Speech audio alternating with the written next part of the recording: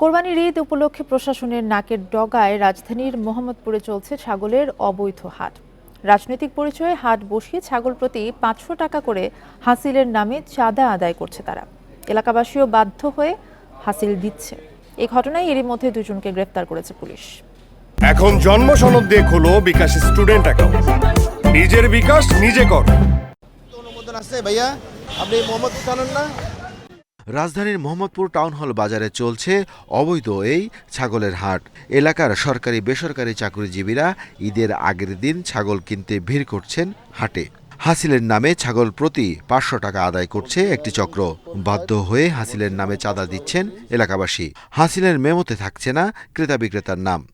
আপনার নাম নাই কেন, বিক্রেতার নাম নাই কেন? এখন ওনারা ওটা লেখে নাই কেন তা তো আমি জানি না, আমি তো লিখেই দিয়ে আসলাম, বুঝতে পারছেন? কারণ ওটা ওনাদের বিষয় আর কি।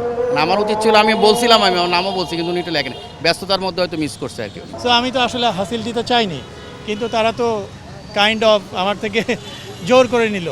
রাজনৈতিক প্রভাব খাটিয়ে অসাধু চক্রটি এই কাজ করছে বলে অভিযোগ উঠেছে। হাটের চারপাশে হাসিল ঘর বসিয়ে টাকা আদায়ের জন্য বইও ছাপিয়েছেন তারা। আমি মোহাম্মদপুর থানা লীগের কর্মী। আমি এগুলো কিছু বলতে পারবো না। আমি এই জায়গায় একজন কর্মী সাধারণ, ঠিক আছে? আমি এটাও কিছু বলতে পারবো না। কত করে নিচ্ছেন প্রতি ছাগল? আচ্ছা, যে যার মতো খুশি, যে যাবে যেভাবে দিতেছে এইভাবেই, ঠিক আছে। রাস্তা ও ফুটপাতে পুলিশের উপস্থিতিতেই অবৈধ ছাগলের হাটের কার্যক্রম চলছে। অবশ্য এরই মধ্যে এই ঘটনায় জড়িতদের ধরতে মাঠে নেমেছে পুলিশ। না কই। এলাকাবাসী বলছে, প্রতি বছর ঈদের আগে এই এলাকায় ছাগলের হাট বসিয়ে হাসিল আদায় করে রাজনৈতিক নেতাকর্মীরা।